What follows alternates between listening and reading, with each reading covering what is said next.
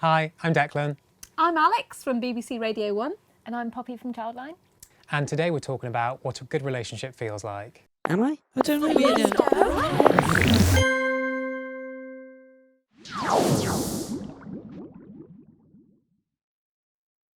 Over the next 3 videos, we'll be talking about Lottie, a fictional girl who's just started a relationship with Jake.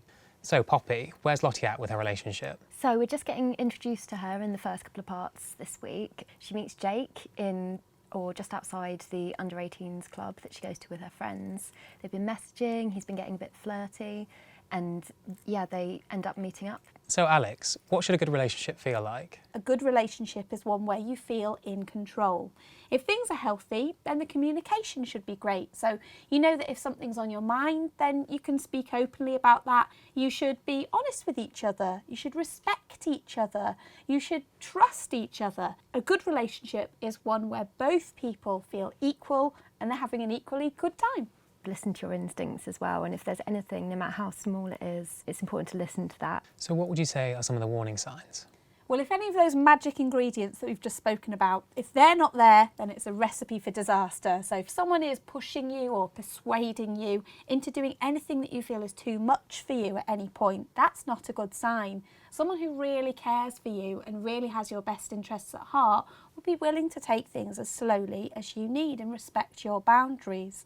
Plus, if someone starts to put you down and starts to rub away at your confidence and make you feel less great about yourself, maybe they're saying mean things about you or criticising your choices, again, that's not the actions of somebody that you want to spend good time with.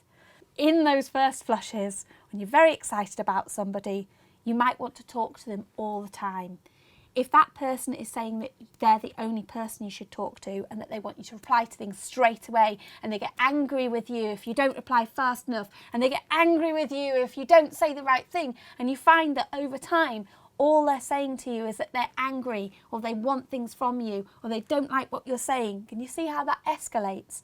Something that starts off as feeling like really good, exciting attention can soon escalate to a point where you feel like someone is making demands on you, shouting at you, basically being your bully rather than your boyfriend or your girlfriend. So Jake is quite a bit older than her. He may have different expectations. He may want the relationship to move a bit faster. And they have been talking online and he's been very flattering, very nice to her. But he has said some things that she feels just a little bit uncomfortable, like a little bit too sexual, and she just doesn't feel ready for that at the time. It might be that it's something that you can resolve and it's not a big deal and you can kind of just ask that person to move a bit slower. Or it could be an issue that kind of gets bigger. Because sometimes warning signals in relationships aren't big, red, flashing bold lights that immediately tell you that something's wrong. And some of the ways that Jake's behaving are typical of those more subtle warning signs.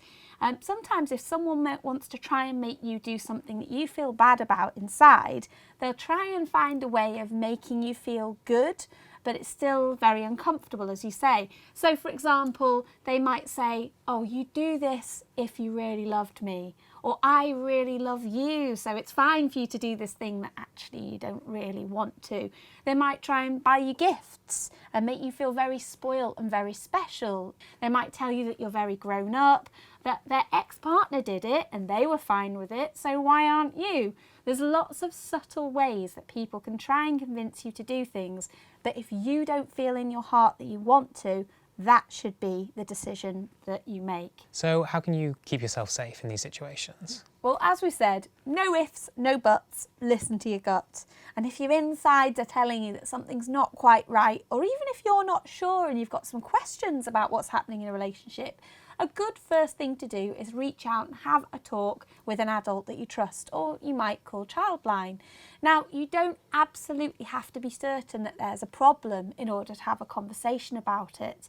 And is Lottie chatting to her mum at this stage about her relationship? She doesn't tell her mum about going to see Jake, so she goes to meet him after school, which could be a bit of a worry. Her mum might not know where she is. We don't know that her friends know where she is. I think it's important when you first meet someone to make sure that you feel safe and to kind of have that backup, basically.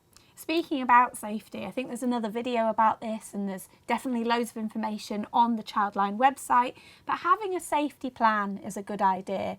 That involves working out a series of things that you'll do if anything ever feels dangerous or makes you feel a bit weird inside. It's stuff like always telling people where you are. You might invent a code word that you can text or call up your mum and say on the phone, or whoever you rely upon, and they will know that that means, I don't really feel comfortable right now. Can you come and give me some help, or can you get me out of this situation?